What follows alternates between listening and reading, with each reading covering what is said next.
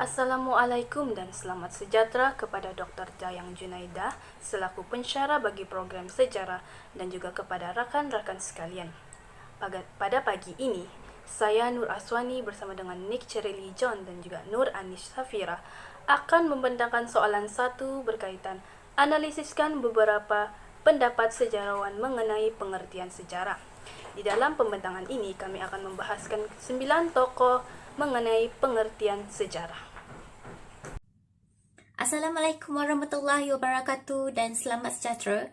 Sebagai pengenalan, sejarah bererti peristiwa atau kejadian lampau yang benar-benar berlaku berdasarkan sesebuah peristiwa berkaitan dengan kehidupan masyarakat dan juga negara. Sejarah juga boleh didapati melalui hasil kajian yang dibuat daripada tokoh-tokoh sejarawan terdahulu. Sejarah juga boleh dicapai melalui beberapa kaedah, iaitu melalui pembacaan seperti manuskrip, buku, kitab dan juga disampaikan secara lisan. A people without a knowledge of their past history, origin and culture is like a tree without a root. Selamat pagi, saya Nick Cerili John. Saya akan mengulas 3 tokoh utama, yaitu Herodotus yang pertama. Herodotus merupakan salah satu tokoh sejarah yang sangat terkenal di dunia. Oleh karena apa? Oleh karena ia dikenali sebagai bapa sejarah dan telah menuliskan sejarah dunia yang pertama dan yang telah mendefinisikan sejarah yang pertama di dunia ini. Jadi Herodotus telah hidup 400 sebelum Masehi dan ia telah menuliskan satu kisah sejarah yang amat terkenal, yaitu The Persian War. Herodotus mendefinisikan sejarah sebagai satu bentuk jatuh bangunnya sebuah tokoh, sebuah peradaban dan sebuah masyarakat. Bagaimana kita dapat melihat definisi Herodotus ini dalam kehidupan yang nyata? Mari kita lihat dalam cerita atau dalam sejarah Babylon. Babylon dituliskan dalam Al-Quran, kitab Kristen dan kitab-kitab kuno, dan juga telah diulaskan oleh ribuan sejarawan. Jadi Babylon ini sebuah kerajaan yang amat terkenal dan amat agung pada masanya. Namun pada akhirnya ia jatuh juga. Begitu juga dengan Mesir. Mesir sebuah kerajaan yang amat agung dan ia memiliki keunikan yang sangat terkenal sehingga ke masa kini dan memiliki ilmuwan yang sangat banyak. Namun oleh bagaimana besar pun kerajaan Mesir pada masa itu, tentaranya yang begitu banyak, keagungannya, namun ia jatuh juga pada akhirnya. Begitu juga dengan satu tokoh yang terkenal, yaitu Adolf Hitler. Adolf Hitler merupakan tokoh sejarah Perang Dunia Kedua yang amat terkenal, yang telah membangunkan ketenteraan yang amat besar di Eropa, dan ia telah memperkenalkan tentaranya sebagai Nazi. Namun akhirnya sebagaimana besar pun penaklukan ketenteraan yang dimiliki oleh Adolf Hitler, namun ia pun jatuh juga. Jadi kita dapat melihat bahwa definisi Herodotus ini merupakan salah satu definisi yang terkenal dan benar dan nyata berdasarkan kisah-kisah sejarah yang dahulu. Seterusnya kita beralih kepada salah satu tokoh sejarawan yang sangat terkenal di Inggris. Ia telah hidup daripada 1889 sehingga 1943. Tokoh ini dinamai R.J. Collingwood. R.J. Collingwood merupakan salah satu tokoh sejarah yang sangat terkenal. Kenapa terkenal? Karena ia telah menuliskan sebuah buku yang bertajuk The Idea of History. Dalam bukunya ia mengatakan bahwa sejarah adalah satu bentuk kajian di mana sejarah dapat dikaji melalui masa lalu. Dan ia mengatakan bahwa sejarah merupakan salah satu bentuk ilmu pengetahuan dan ia bersifat ilmiah. Dan ia mengesahkan agar para sejarawan pada masa kini turut sama untuk menyelidiki pemikiran peristiwa yang telah berlaku pada masa lalu. Dan ia mengatakan bahwa sejarah adalah satu bentuk ilmu pengetahuan ilmiah namun berbeza dengan sains. Sains merupakan ilmu pengetahuan tentang alam, namun sejarah merupakan ilmu pengetahuan tentang peristiwa dan pemikiran orang-orang pada masa lampau. Dan ini merupakan salah satu definisi yang dipetik daripada buku The Idea of History, tulisan R.J. Collingwood. Seterusnya kita akan beralih kepada tokoh terakhir saya, yaitu Muhammad Yusuf Ibrahim. Datuk Muhammad Yusuf Ibrahim merupakan salah satu tokoh sejarawan yang terkenal di Malaysia. Ia telah menuliskan sebuah buku yang terkenal, yaitu Sejarawan dan Persejarahan Melayu, Tradisi dan Transformasi. Muhammad Yusuf Ibrahim telah mendefinisikan sejarah sebagai satu masa lalu itu sendiri. Sejarah juga merupakan catatan atau rekod tentang sesuatu peristiwa yang berlaku pada suatu masa yang lalu.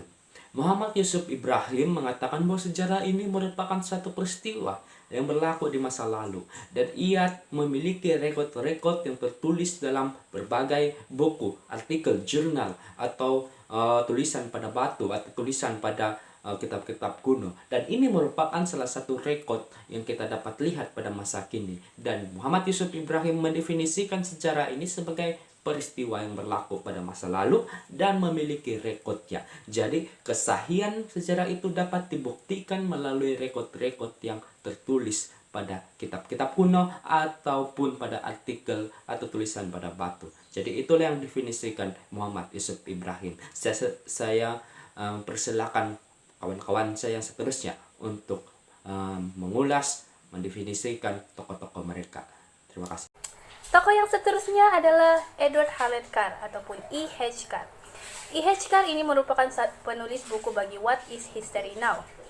E.H. Carr berpendapat bahwa sejarah itu merupakan satu tindak balas pembaca terhadap penulisan sejarah, yaitu fakta-fakta yang ditulis oleh sejarawan. E.H. Carr ini juga mengatakan bahwa sejarah itu merupakan satu usaha untuk mentafsirkan masa lalu atau memperjelaskan lagi sebab dan asal-usul dalam sesuatu istilah agar mudah difahami oleh umum.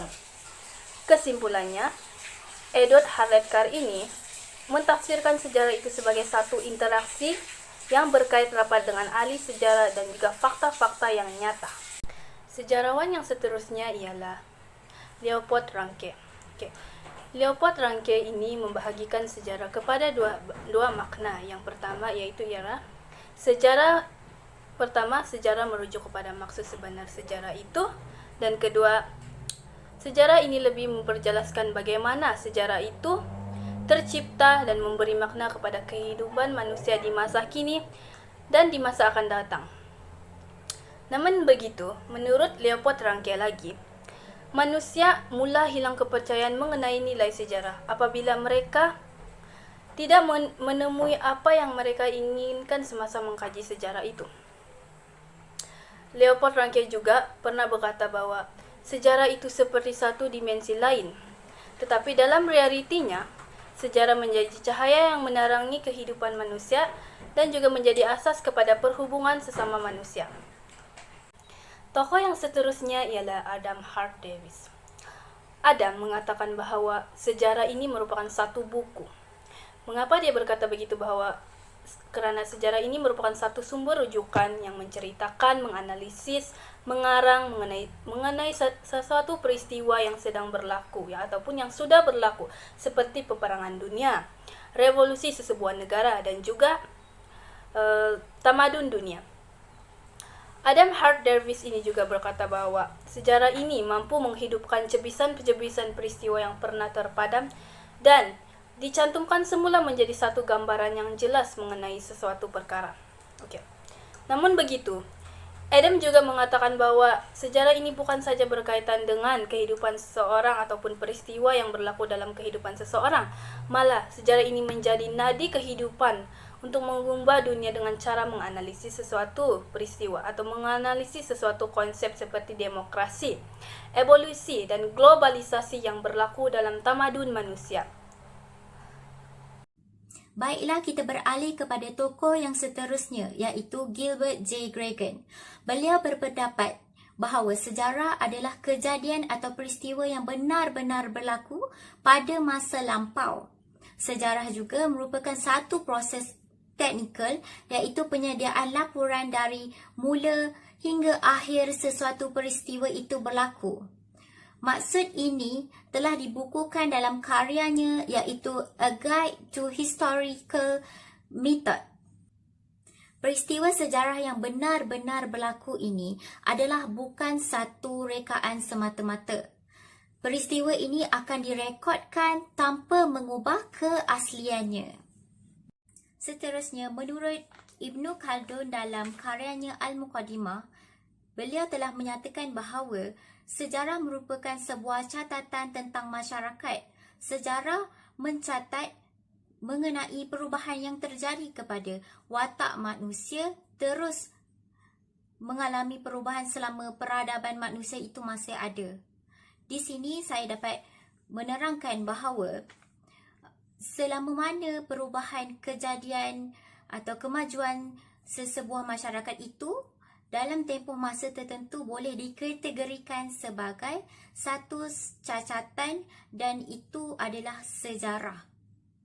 Selain itu, tokoh Aristotle turut berpandangan bahawa sejarah merupakan satu sistem yang meneliti satu kejadian sejak awal dan tersusun dalam bentuk kronologi atau dalam satu bentuk penceritaan atau boleh dikirakan sebagai kitaran sejarah.